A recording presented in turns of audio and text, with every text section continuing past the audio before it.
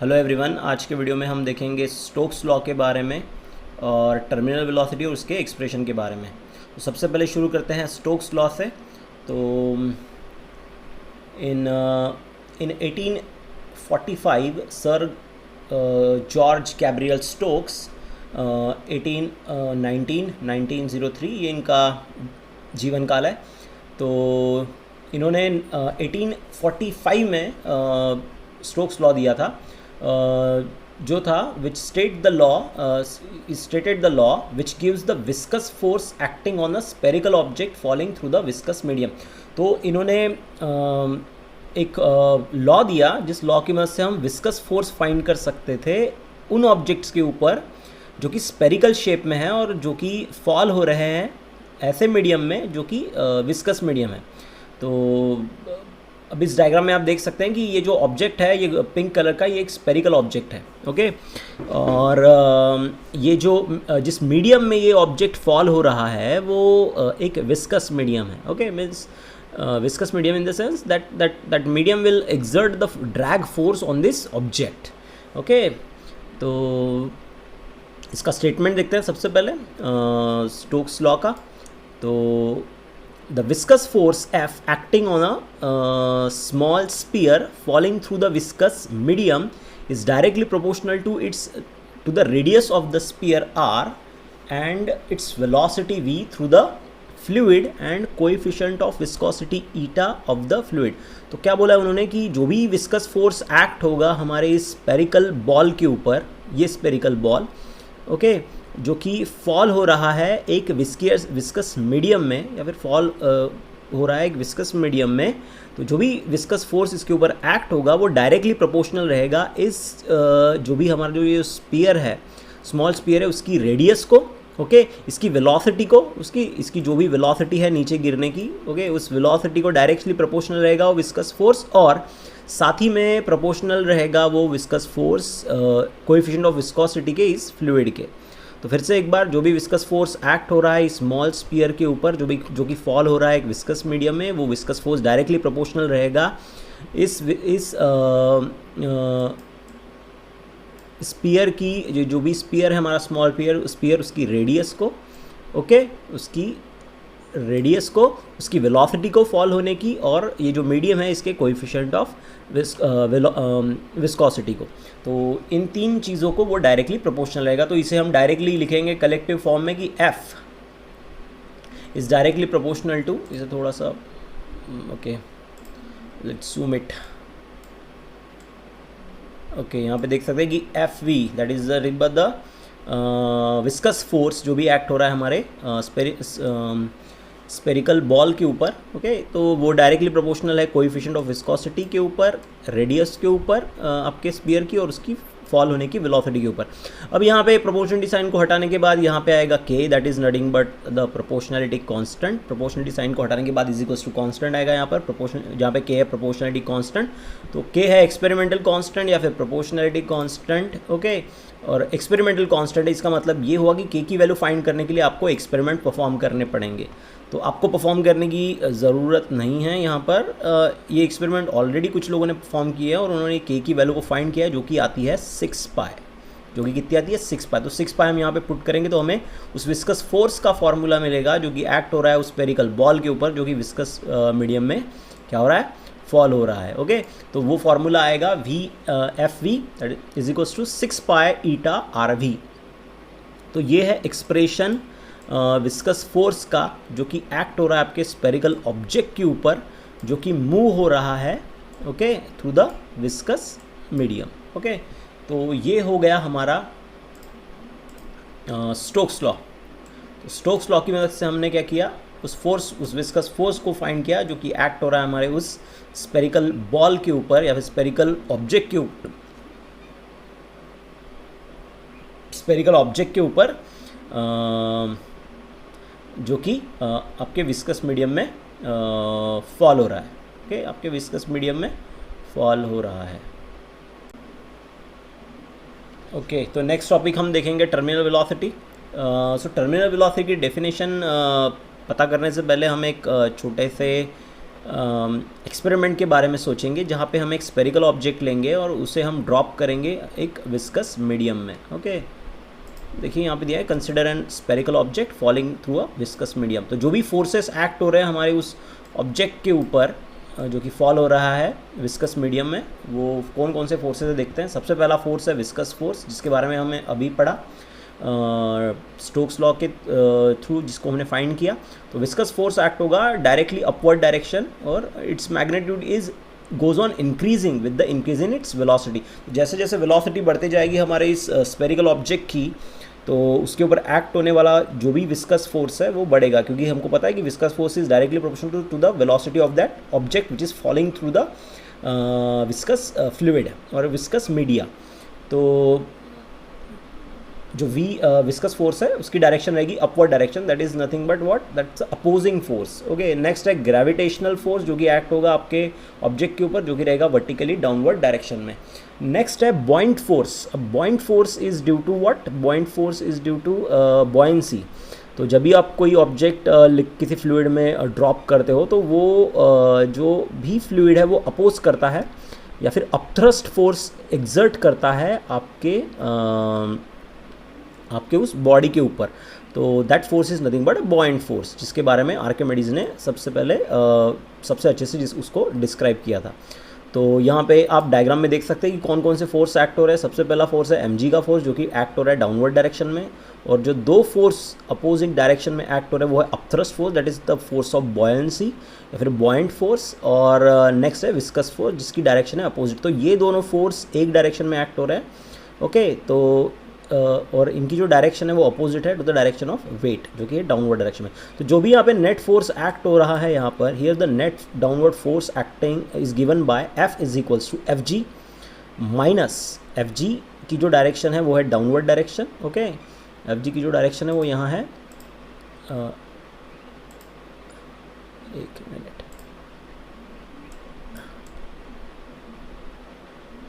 Okay तो जो भी नेट फोर्स यहाँ पर एक्ट हो रहा है आपके इस सिस्टम के ऊपर या फिर आपके स्पेरिकल बॉल के ऊपर, वो क्या रहेगा Fg मीन्स डाउनवर्ड डायरेक्शन में, और minus Fv plus Fu। Fv means it's upthrust force and Fv means viscous force. तो ये दोनों फोर्स की डायरेक्शन सेम होने के कारण यहाँ इनकी एडिशन होगी और एक तरफ, और ये Fg अपोजिट होने के कारण यहाँ इनके बीच में सब्सट्रैक्शन होगा। Okay,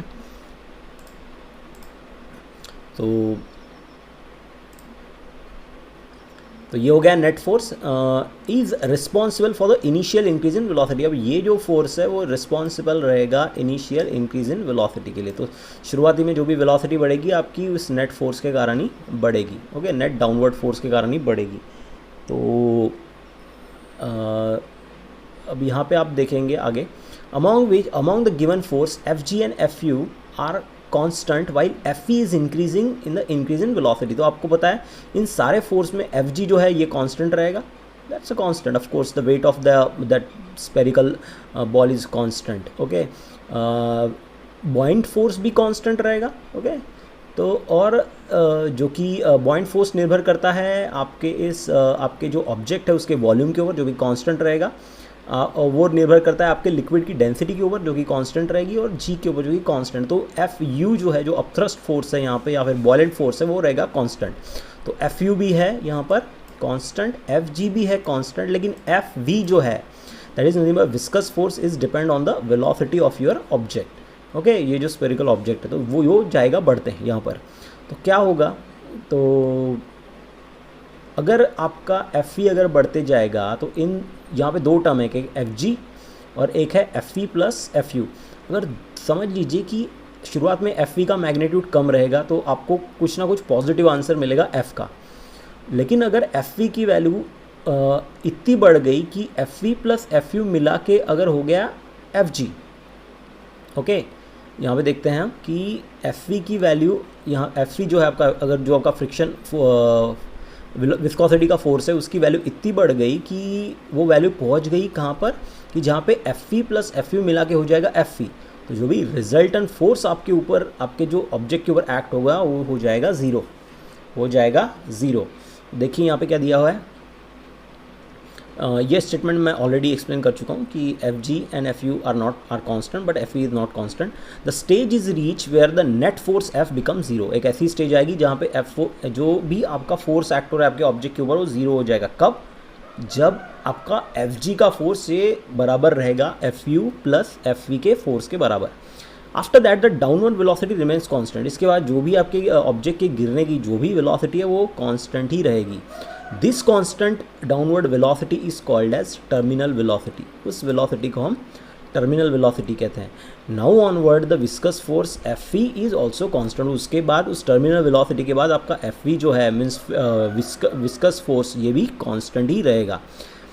this entire discussion is necessarily applied to the streamline flow only. ये जो डिस्कशन है ये जो भी टर्मिनल वेलोसिटी के बारे में हम बात की ये मोस्टली स्ट्रीमलाइन फ्लो के लिए ही अप्लाई होता है. Okay, so that's about terminal velocity. तो टर्मिनल वेलोसिटी क्या है कि जब भी जो भी net force, net downward force जो आपके जो भी नेट फोर्स एक्ट होता है आपके इस स्फेरिकल बॉल के ऊपर वो अगर ज़ीरो है और उसके बाद जिस भी कांस्टेंट वेलोसिटी के साथ आपका कांस्टेंट डाउनवर्ड वेलोसिटी के साथ आपका ऑब्जेक्ट मूव करता है आपके विस्कस मीडियम में, उसे हम टर्मिनल वेलोसिटी कहते हैं.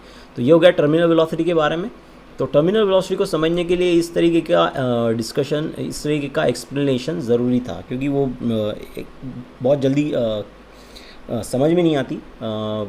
इसकी डेफिनेशन बता दी और समझ में आ गया, ऐसा कभी होता नहीं. आपको इस तरीके का एक्सप्लेनेशन ज़रूरी है उसको समझने के लिए. ओके, तो अब नेक्स्ट टॉपिक है हमारा एक्सप्रेशन फॉर टर्मिनल वेलोसिटी. ये टॉपिक इम्पॉर्टेंट है. ओके, इसके ऊपर क्वेश्चन पूछा जा सकता है. तो सबसे पहले अब टर्मिनल वेलोसिटी का एक्सप्रेशन देखने से पहले हम क्या करेंगे, यहाँ पर हम कंसिडर करेंगे एक स्फेरिकल ऑब्जेक्ट. ओके, हम कंसिडर करेंगे एक स्फेरिकल ऑब्जेक्ट जो कि फॉल हो रहा है under the gravity through the viscous medium. तो हम सेम यही कंडीशन, हमने एक ऑब्जेक्ट कंसिडर किया जो कि फॉल हो रहा है विस्कस मीडियम के अंदर under the influence of gravity. Okay, let the radius of sphere is R. तो जो भी आपका जो स्फेरिकल ऑब्जेक्ट है उसकी जो रेडियस है वो है आर. ओके, उसका मास है m और जो भी डेंसिटी है उस मटेरियल की जिससे आपका स्फेरिकल ऑब्जेक्ट बना हुआ है वो है रो. ओके, अब यहाँ पे हमारा जो मीडियम है उसकी डेंसिटी हम लेते हैं सिग्मा और कोएफिशिएंट ऑफ विस्कोसिटी जो है हमारे मीडियम का वो लेते हैं हम eta. Okay, when the sphere attain the terminal velocity. जब आपका स्फीयर टर्मिनल वेलोसिटी अटेन करेगा तो जो भी टोटल डाउनवर्ड फोर्स एक्ट हो रहा है आपके स्फीयर के ऊपर, ओके, वो बैलेंस हो जाएगा उस टोटल अपवर्ड फोर्स के कारण जो एक्ट हो रहा है आपके स्फीयर पर. ओके, जो भी डाउनवर्ड फोर्स एक्ट हो रहा है आपके स्फीयर के ऊपर वो बैलेंस हो जाएगा उस फोर्स से जो कि टोटल अपवर्ड फोर्स से. तो आपको पता है टोटल डाउनवर्ड फोर्स एक्ट होता है वेट के कारण और टोटल डाउनवर्ड फोर्स एक्ट होता है वेट ऑफ एन स्फीयर के कारण और टोटल डाउनवर्ड फोर्स एक्ट होता अपवर्ड फोर्स एक्ट होता है विस्कस फोर्स और बॉयंट फोर्स के कारण. ओके, तो वेट ऑफ द स्फीयर का फॉर्मूले के इज नथिंग बट mg. यहाँ पे आपको दिख रहा है कि जो वेट है आपके स्फीयर का वो है mg. m है मास. तो हमें पता है कि डेंसिटी इज इक्वल्स टू क्या होता है. यहाँ पर देखिए डेंसिटी इज इक्वल्स टू क्या होता है, मास अपॉन वॉल्यूम. तो यहाँ से मास का फॉर्मूला बनेगा density into volume. Okay, so mass is equals to what, density to. तो मास के जगह हम डेंसिटी इंटू वॉल्यूम पुट करेंगे तो हमारा जो फॉर्मूला होगा वेट ऑफ स्फीयर का वो होगा density into volume into acceleration due to gravity, that is g. Okay, यहाँ पे g. और विस्कस फोर्स का फॉर्मूला हम पता है जो स्टोक्स लॉ की मदद से हमने निकाला था, that is nothing but 6 pi eta r into v. और जो बॉयंट फोर्स है, बॉयंट फोर्स का फॉर्मूला है सेम. बॉयंट फोर्स का फॉर्मूला है density of the medium into density into the volume of an object into acceleration due to gravity. तो buoyant force का formula है आर्किमिडीज प्रिंसिपल से. Okay, तो ये हो गया बॉयंट फोर्स का formula, that is sigma into we into G. यहाँ पे सिग्मा है density of the medium, V है वॉल्यूम ऑफ एन ऑब्जेक्ट और जी है एक्सेलरेशन ड्यू टू ग्रेविटी. अब जो भी हमारा ऑब्जेक्ट है वो है स्पेरिकल ऑब्जेक्ट. तो स्पेरिकल ऑब्जेक्ट के वॉल्यूम का फॉर्मूला आएगा 4/3 पाई आर क्यूब. ओके, तो हमने वी के जगह यहाँ पे पुट कर दिया 4/3 पाई आर क्यूब. यहाँ पे भी ये जो वॉल्यूम है ये भी हमारे स्फीयर का ही वॉल्यूम है तो यहाँ पे आएगा 4/3 पाई आर क्यूब. अब हम क्या करेंगे, 6 पाई ईटा जो भी हमारा विस्कस फोर्स का जो भी फॉर्मूला है इसको यही रखेंगे और हमारे 4/3 pi R cube sigma into जी को ले जाएंगे इस तरफ और इस तरफ ले जाएंगे, मतलब हम लेफ्ट हैंड साइड और राइट हैंड साइड को स्विच कर लेंगे। तो यहाँ पे आएगा sigma pi eta R V is equals to 4/3 pi R cube rho into G minus 4/3 pi R cube sigma G. तो यहाँ पे 4/3 कॉमन निकलेगा, pi R cube G common निकलेगा, ओके ब्रैकेट में बचेगा sigma minus rho minus sigma. यहाँ पे रो है हमारे स्पीयर की डेंसिटी और सिग्मा है हमारे मीडियम की डेंसिटी, ओके फ्लूइड की डेंसिटी। तो बस अब यहाँ से हमें टर्मिनल वेलोसिटी का फॉर्मूला निकालना है। यहाँ पे v जो है ये है टर्मिनल वेलोसिटी हमारी विस्कस फोर्स के फॉर्मूले में। अब सिग्मा पाई ईटा r को हम भेजेंगे इस तरफ, ओके और बस यहाँ पे आप देख सकते हैं कि पाई पाई कैंसिल हो रहा है, okay pi pi is getting cancel, okay r भी यहाँ पे कैंसिल हो जाएगा, एक r यहाँ पे स्क्वायर बचेगा, ओके बस अब फॉर्मूले को रीअरेंज करना है हमें। तो यहाँ पे आप देख सकते हैं कि यहाँ पे अगर हमने डिवाइड किया तो यहाँ पे 2 आएगा, यहाँ पे आएगा 3, ओके 2 का डिवीजन है तो 3 इंटू 3 हो जाएगा 9 और 2 यहाँ पे तो 2/9 R square G into rho minus sigma upon eta. तो ये हो गया formula terminal velocity of the sphere का।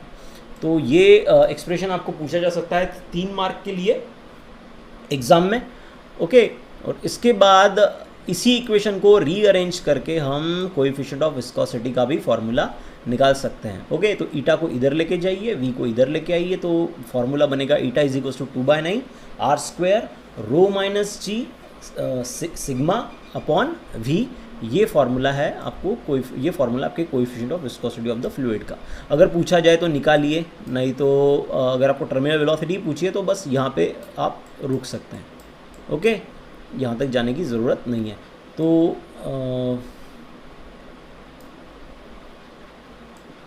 ये हो गया टर्मिनल वेलोसिटी के बारे में और स्टोक्स लॉ के बारे में। तो दोनों क्वेश्चन इंपॉर्टेंट है। तो that's it for today and thank you.